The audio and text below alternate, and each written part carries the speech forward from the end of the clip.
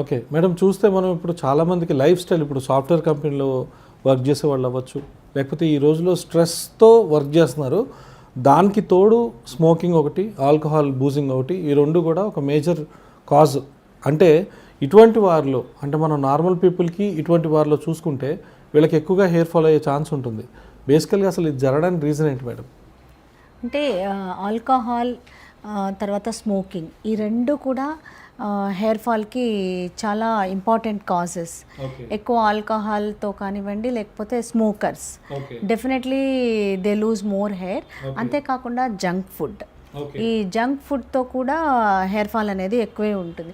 ఇవన్నీ కూడా ఒక సైకిల్, విషియస్ సైకిల్ లాగా అన్ని ఇతరత్ర అదర కారణాల వల్ల కానివ్వండి, లేకపోతే మెటబాలిక్ సిండ్రోము అంటే వెయిట్ గెయిన్ వల్ల, ఇవన్నీ కూడా హార్మోన్స్ మీద యాక్ట్ చేసి ఫైనల్గా బాల్డ్ హెడ్ అనేది, అంటే థైరాయిడ్ ప్రాబ్లమ్స్ వస్తాయి, డయాబెటీస్ వస్తుంది, అండ్ హార్మోనల్ చేంజెస్ వచ్చి హెయిర్ ఫాల్ కూడా రావచ్చు వీటన్నిటితో పాటు.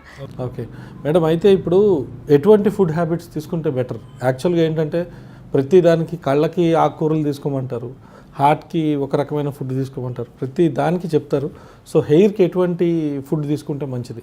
ఎప్పుడైనా బ్యాలెన్స్డ్ డైట్ అనేది important. So body requires carbohydrates, protein, fat, ఇవన్నీ కూడా అవసరం. దీంతో పాటు ఆకుకూరలు, గ్రీన్ లీఫీ వెజిటబుల్స్, వీటన్నిటిలో ఫ్రూట్స్, వీటన్నిటిలో యాంటీ ఆక్సిడెంట్స్ ఉంటాయి. మామూలుగా కూడా స్ట్రెస్ వల్ల కానివ్వండి, లేకపోతే ఆక్సిడెంట్స్ రిలీజ్ అవుతాయి. ఈ ఆక్సిడెంట్స్ డ్యామేజ్ చేస్తాయి, ప్రతి సెల్ మీద యాక్ట్ చేస్తాయి.